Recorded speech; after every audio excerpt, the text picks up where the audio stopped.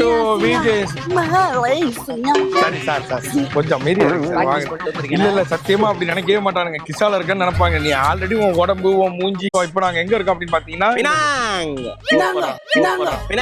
அதாவது நீங்க தனியா இருக்கீங்க, ஒரு மாதிரி டிப்ரெஷன்ல இருக்கீங்க அப்படின்னா ரீல்ஸ் எடுத்து பாருங்க. உங்களுக்கு ஒரு 2 மணி நேரம் 3 மணி நேரம் எப்படி டைம் பாஸ் ஆகுது. ஒரே டிப்ரெஷன் ரீலா பாத்துட்டு இருக்காரு. ஆனா இப்ப உனக்கு காட்டுறதுமே டிப்ரெஷன் ரீலா காட்டுமே.